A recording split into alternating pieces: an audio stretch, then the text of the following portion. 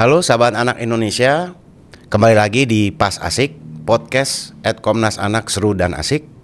Bersama saya Steve Christoph dari Yayasan Lingkar Indonesia Peduli.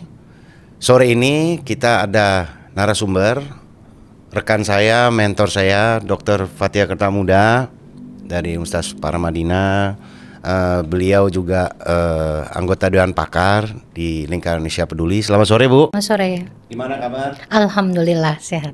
Baik, terima kasih nih Bu. Ibu udah meluangkan waktu bersedia berbagi edukasi dengan kita, khususnya dengan Komnas Anak. Kerangka diskusi ini memang tentunya pasti tentang perlindungan anak.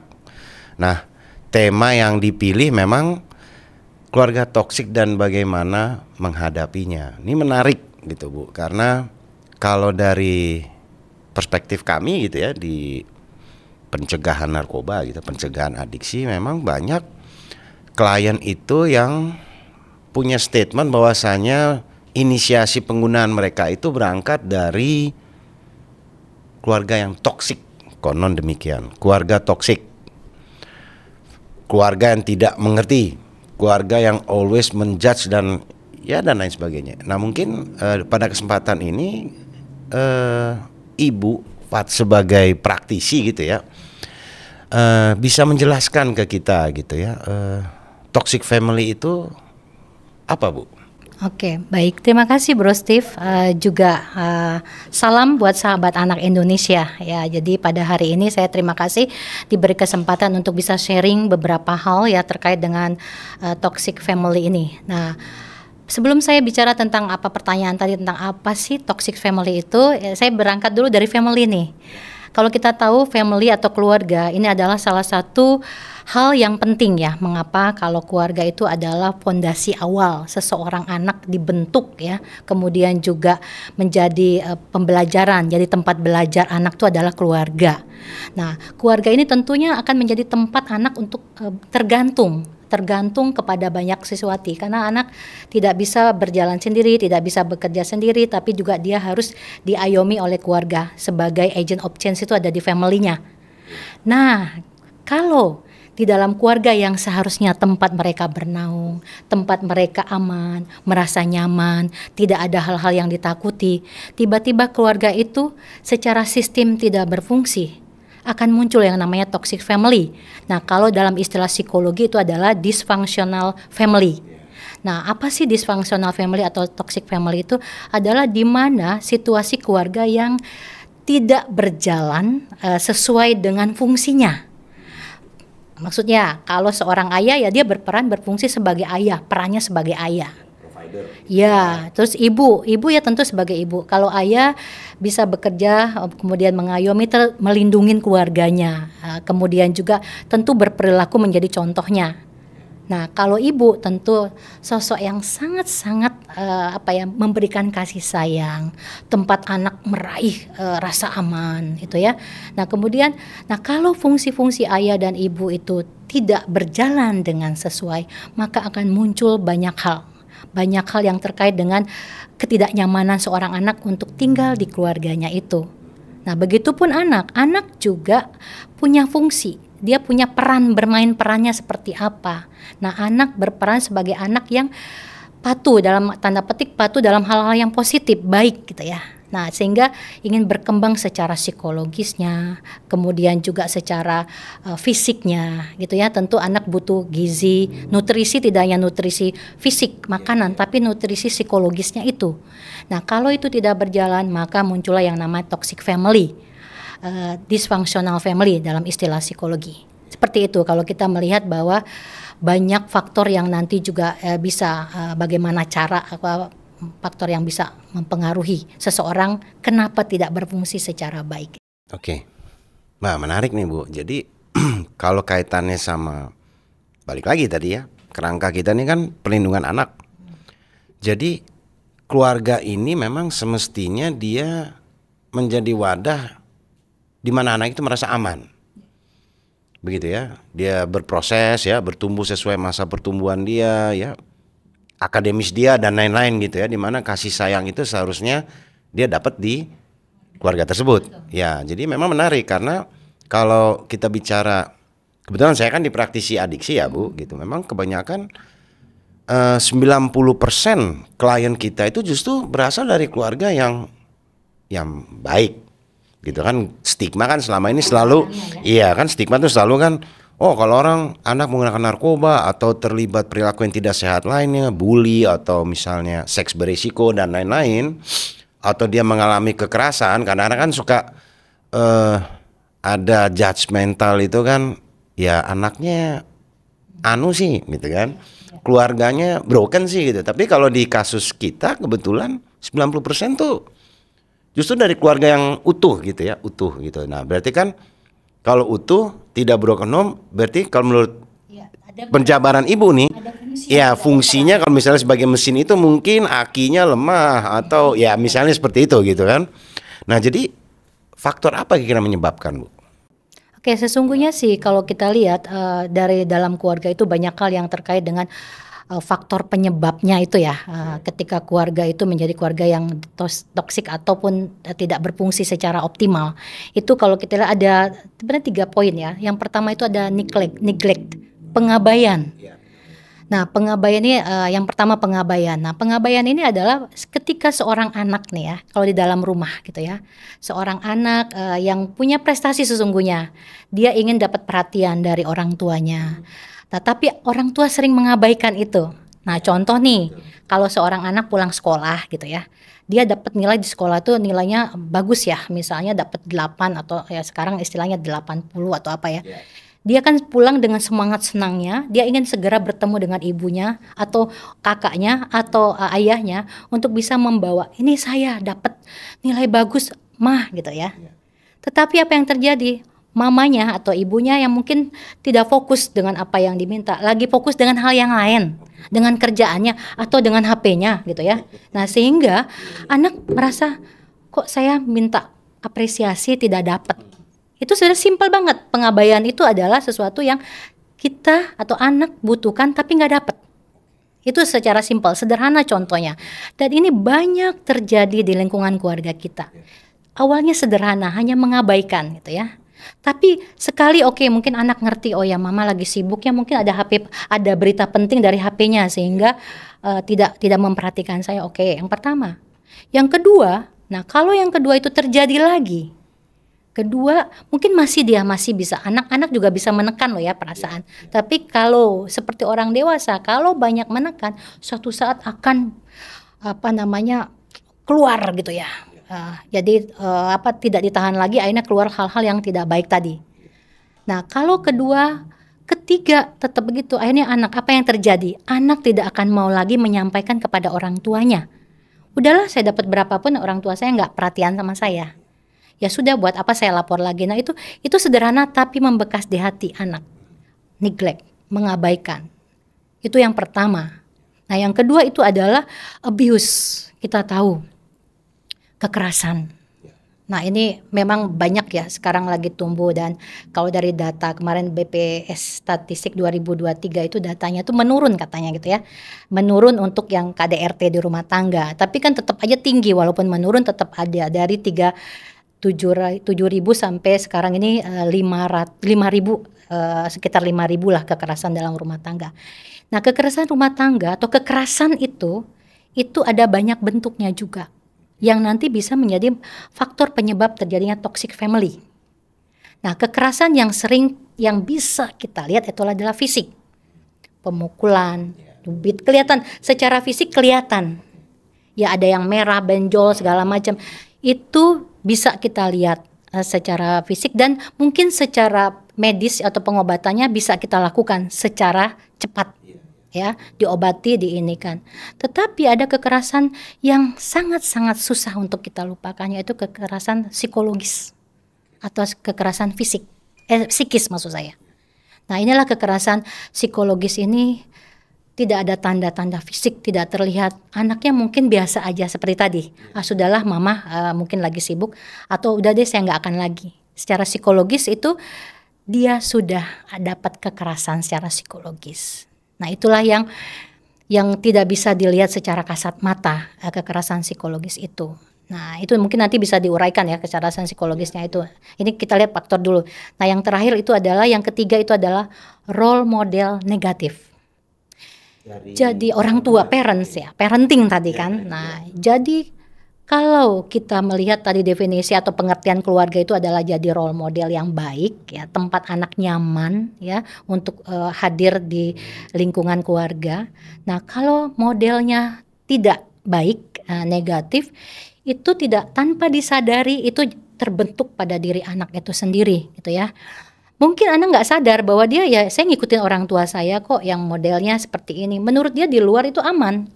Karena mengapa? Karena ya di rumah nggak apa-apa kok gitu loh. Tapi di luar ternyata sosial masyarakat menilai berbeda. Nah, akhirnya role model yang negatif ini bisa berpengaruh kepada perilaku dia di luar keluarga. Mungkin di rumah oke, dia macam-macam lah, contoh orang tua, tabiat orang tua, berkata-kata kasar, kemudian juga mungkin main fisik tadi ya, kekerasan. Bagi anak yang di lingkungan itu secara kehidupan dia sehari-hari itu bagi dia is okay.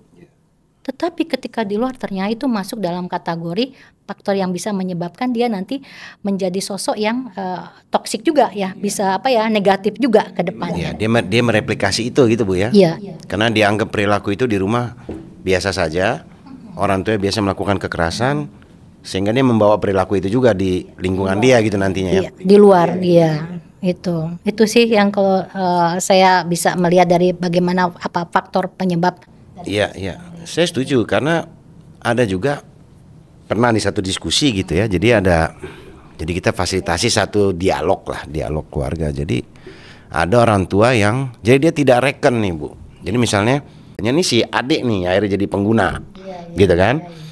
Nah dia misalnya nilainya selalu 5. Nah pada satu ketika itu yang bikin dia meledak lah gitu ya. Dia berusaha sedemikian rupa sampai akhirnya dia dapat dari 5 itu jadi 6,5. Naik lah itu istilahnya. Ya, naik. Tetapi ya benar tadi pengabaian Ibu bilang. Tapi si orang tua itu mungkin lihatnya nggak penting, karena kakak kamu aja tuh 8,9. Kamu 6,5, apalah artinya 6,5 itu. Padahal si anak ini dari 5 untuk 6,5 itu tuh dia, ya kalau bahasa saya setengah mati lah ibaratnya gitu ya. Ya gitu Bu. Ya jadi oke. Jadi pengabaian yang itu yang kadang orang tua ngelihatnya hal yang sebenarnya simple, tapi sebenarnya buat anak itu bermakna sekali gitu ya. Dibilang, bagus, papa bangga sama kamu, mama bangga, keren gitu ya. Itu sebenarnya simple aja ya. Sebenarnya orang tua sebenarnya itu satu hal yang mudah dilakukan. Tetapi ya sulit gitu bagi orang tua tertentu ya. Mengapresiasi karya anak gitu ya. Itu salah satu, sehingga akhirnya sebenarnya dia dalam hati bangga ya. Tapi memang mungkin culture timur kita bisa jadi ya, culture timur kita tidak mengobrol yang sangat gimana ya. Mungkin ada pola perilaku pengasuhan anak juga, supaya anaknya bisa bekerja keras. Jadi jangan dipuji-puji terus dong. Mungkin karena nanti dianya nggak kuat menghadapi. Nah, tapi satu sisi kan dunia sudah berubah. Jadi anak-anak tuh sekarang ini beda dengan anak zaman kita ya zaman saya sebenarnya ya. Berbeda bagaimana ketika kita sama orang tua itu, kalau orang tua tidak dalam tanda petik mengabaikan, sebenarnya itu bukan abai sebenarnya. Tetapi tadi dia ingin mencoba untuk bisa membuat kita lebih strong, lebih kuat. Nah, tapi beda zaman, beda lagi. Apalagi pergaulan media sosial. Betul. Ya. Banyak sekali informasi dari media sosial itu yang didapat, yang mungkin menjadi tertanam di otak anak gitu ya. Nah kadang kan yang dari orang tua nggak tertanam, tapi dari media sosial itu lebih tertanam, lebih kuat pengaruhnya. Nah itulah yang mungkin orang tua juga perlu antisipasi perkembangan teknologi saat ini bagi anak-anak kita gitu. Iya. Bisa juga yang tadi Bu bilang di awal. Lagi asik lihat handphone, ya kan, anak datang saatnya nggak tepat, ibunya lagi lihat, wah di Shopee lagi banyak nih, diskonnya bagus-bagus nih ya kan, nanti iya bagus-bagus gitu ya. Iya, bisa jadi. Jadi banyak hal yang berpengaruh ketika seorang orang tua itu istilahnya neglect atau mengabaikan anak. Simple sebenarnya, kita bisa ngelihat satu keluarga itu, kita lihat dari pola komunikasi dia dengan anak. Nah itu penting, komunikasi dengan anak, itu salah satunya juga gitu yang kita bisa lihat. Oke Bu, baik. Jadi kalau kita dibahas penyebabnya gitu ya. Nah, adakah symptomsnya Bu? Tanda-tanda gitu dalam, kalau misalnya di addiction gitu ya, anak yang memiliki masalah addiction itu simptom bahwa ternyata di keluarga itu ada disfungsi. Iya. Gitu. Cuma kan kadang-kadang keluarga nganggapnya enggak Pak, emang anaknya aja. Ya. Emang nggak bisa diatur, dia beda sama kakaknya gitu. Padahal ternyata setelah saya juga masih belajar ya Bu ya, ngelihat oh iya memang kaitan addiction itu family disease kan gitu. Iya. Bahwa memang salah satunya ya ini ada peran family yang toxic ini. Iya. Jadi bukan loving family tapi ternyata ada unsur toxic di situ. Iya. Nah itu seperti apa kira-kira Bu? Tanda-tandanya gitu ya. Ada apa istilahnya kalau signs itu sebenarnya bisa kita lihat secara kasat mata juga ya. Ada beberapa yang perlu kita lihat ketika dalam satu keluarga gitu ya. Sebenarnya mudah dilihat ketika dalam satu keluarga atau anak di dalam keluarga itu berinteraksi atau berkomunikasi dengan anaknya. Salah satunya itu berkomunikasi baru ngomong sekata orang tua sudah ngegas duluan gitu loh. Istilahnya ya, kalau kata anak sekarang kan ngegas duluan. Istilahnya dalam ilmunya itu adalah bereaksi negatif gitu loh. Jadi ngegas duluan. Nah biasanya langsung kalau anak sudah dibegitukan, akhirnya anak kan ada rasa takut gitu ya. Pertama, kedua, terus begitu reaksinya negatif terus. Jadi setiap baru mau ngomong akhirnya anak menjadi tertutup. Nah kalau tertutup itu hampir mirip sih dengan tadi faktor yang menyebabkan pengabaian tadi. Jadi itu salah satunya adalah reaksi negatif dari orang tua yang selalu tidak memberikan hal yang positif ya, selalu anak dianggap salah aja itu. Yeah. Nah itu jadi yang pertama itu. Yang kedua itu adalah kurang empatinya. Jadi kekerasan dalam rumah tangga atau toxic family ini tidak hanya berlaku bagi orang tua ke anak atau ayah ke ibu, tapi juga antara anak ke anak. Okay. Jadi toxic family itu adalah karena family ya. Jadi anak ayah ke anak atau sesama siblingnya. Sibling ini adalah kakak beradik, ini kan memang dari dasarnya memang sudah ada tanda-tanda rivalnya atau persaingannya memang sudah ada. Dari bayi-bayi lahir juga sudah terlihat anak cemburu. Nah kalau ini tidak bisa diatasi secara komunikasi baik gitu ya, bagaimana anak yang pertama gitu ya tidak bisa menerima ada adik baru gitu ya, itu sudah tanda-tanda ada sibling rivalry istilahnya, ada persaingan di antara mereka. Nah oleh karena itu bagaimana peran orang tua menengahi itu, memberikan pemahaman, pengertian gitu ya. Nah itu jadi akhirnya kurang empati, itu penyebab istilahnya sign-nya itu ada kurang empatinya. Seorang anak ke anak yang lain atau ibu ke anaknya itu sama-sama terjadi. Jadi kalau empati, menghargai, respect gitu ya. Oh ya, kalau dia punya adik baru, orang tuanya menjelaskan dengan baik, maka anak itu akan mengerti bahwa oh iya ya, saya punya adik baru, jadi perhatian orang tua tuh tidak ke saya lagi, tapi ke dia. Nah tapi untuk menerima itu nggak mudah. Biasanya banyak hal yang perlu dilakukan oleh orang tua. Nah itu bagaimana kita sebagai orang tua melindungi anak-anak kita dari tadi kekerasan psikologisnya. Mungkin nggak lihat dia cemburu atau apa, mungkin kelihatan juga, mungkin mukulin adiknya gitu ya. Nah itu mukulin adik itu kecil, tapi lama-lama jadi kekerasan fisik kan. Nah, jadi inilah awal, itu sign-nya yang berikut yang kedua. Kemudian lagi ada juga selalu mengkritik. Jadi orang tua yang selalu mengkritik. Gak ada yang benar gitu ya. Saya anaknya tadi sebenarnya udah dapat nilai 6,5, tapi masih dikritik juga, padahal dia perlu. Kok kamu nggak bisa gitu ya? 6,5 tadi udah berdarah-darah dia dapetin, tapi dia kritik, kamu nggak bisa membandingkan lagi. Karena setiap anak itu berbeda. Betul. Karakter kalau punya anak satu ya karakternya anak satu, anak dua ya dua, anak tiga ya tiga, perbedaannya itu. Nah jadi tadi respectnya itu harus ini kan, dan jangan menyalahkan. Nah sign itu adalah selalu mengkritik, menyalahkan, salah terus kerjaannya salah terus. Ya ada yang kayak gitu, salah terus bro di rumah. Jadi apapun gerak dia sebenarnya udah bagus ya. Menurut dia udah bagus, menurut lingkungan, tapi disalahin terus. Nah itu jadi menjadi anak tengah Bu yang suka kayak gitu. Kalau kakak saya tuh apa aja dikasih bro, apalagi adik saya. Kalau saya susah banget. Nah kadang-kadang ada yang kayak gitu. Cemburu jadinya dia ya. Jadi itu sama mengkritik itu sama dengan menyalahkan selalu orang lain. Itu bisa jadi symptoms ya. Kita bisa lihat itu ya, ada gejala itu ya. Seperti itu. Oke. Baik Bu. Nah, ini udah cukup cukup dapat gambaran gitu. Mudah-mudahan sahabat Indonesia juga dapat gambaran tentang toksik ini. Karena kaitannya kan kemana-mana ya. Perilaku berisiko ini kan sekarang banyak. Game addiction ya, nggak cuma hanya narkoba ya, game addiction, pornografi dan lain-lain gitu. Nah, kalau kita bisa merunut salah satu penyebab perilaku berisiko itu adalah karena di keluarga memang, let's say tadi komunikasi ya Bu, keluarga ini sifatnya juga toksiknya lebih banyak dibanding positifnya. Menghadapinya itu seperti apa Bu? Oke.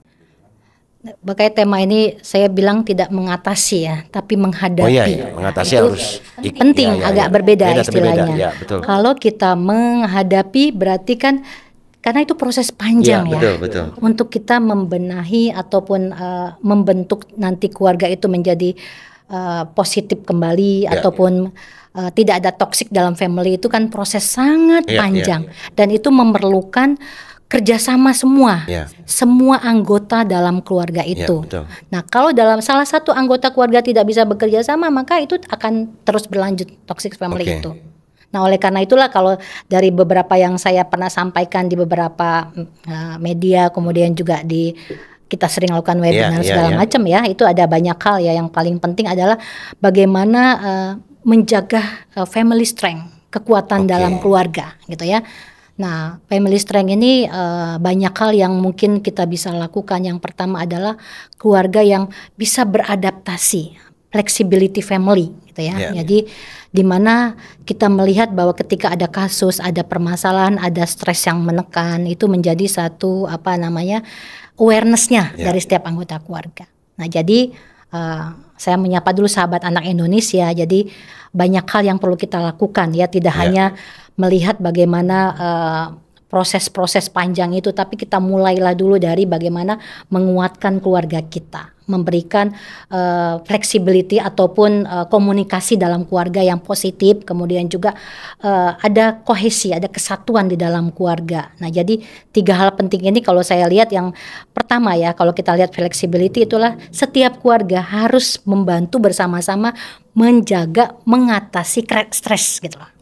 Jadi kalau kita dalam keluarga punya masalah, kita punya kemampuan bersama-sama dengan keluarga mengatasi stres, apapun itu bentuknya, apalagi dalam kondisi yang sekarang perekonomian mungkin tidak sebaik, mungkin udah mulai baik lah setelah pasca COVID ya, tapi sebelum COVID itu banyak sekali pekerjaan-pekerjaan orang tua yang di PHK semuanya. Nah, itu kan tingkat stresnya atau stres pekerjaan sekarang. Nah, jadi keluarga itu harus kuat bagaimana menjaga, mempunyai kemampuan di dalam mengatasi stresnya itu. Itu yang perlu kita lakukan untuk yang fleksibel. Yang kemudian kalau kohesi itu adalah kedekatan emosional. Jadi bagaimana peran orang tua itu bisa memberikan rasa trustnya pada anak gitu ya. Trust, kemudian honesty, ada saling jujur satu sama lain. Nah, ini kan banyak kasus sekarang kan penyebab KDRT itu, saya kemudian baca mungkin ada yang selingkuh. Dia nutupin selingkuh dengan melakukan kekerasan di rumah gitu ya, sehingga dia merasa seperti apa. Nah, itu yang perlu kita lihat juga, bahwa menjaga emosional di dalam keluarga itu sangat penting banget. Nah, yang terakhir itu adalah komunikasi.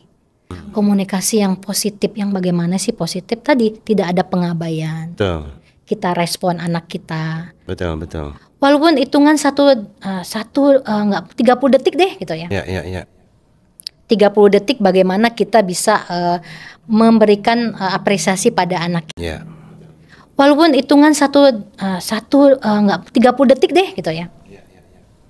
30 detik bagaimana kita bisa memberikan apresiasi pada anak kita. Komunikasi satu dengan yang lain. Komunikasi tidak hanya berupa bahasa verbal, tapi juga bahasa nonverbal kita. Dengan mimik wajah kita. Wajah kita, kalau kita tulus pada anak kita, senyum kita, anak merasakan itu. ketulusannya, kemudian juga mata kita kan itu kalau bahasa nonverbal, kalau kekerasan secara fisik dilihat dari matanya yang membelalak gitu ya. Nah kalau komunikasi yang nonverbal positif mungkin ada mata teduh gitu ya, senyum yang berbeda, senyumnya bukan senyum menghina tapi senyum yang benar tulus, itu adalah bahasa komunikasi yang tidak hanya secara verbal tapi juga bahasa nonverbalnya.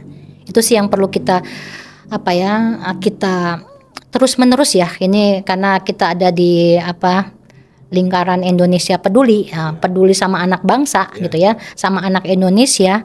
Memang tidak hanya anak yang jadi korban, bisa saja orang tua yang tidak paham, kita kasih edukasi gitu ya, bahwa menjaga kekuatan di dalam keluarga itu menjadi faktor yang sangat-sangat penting gitu.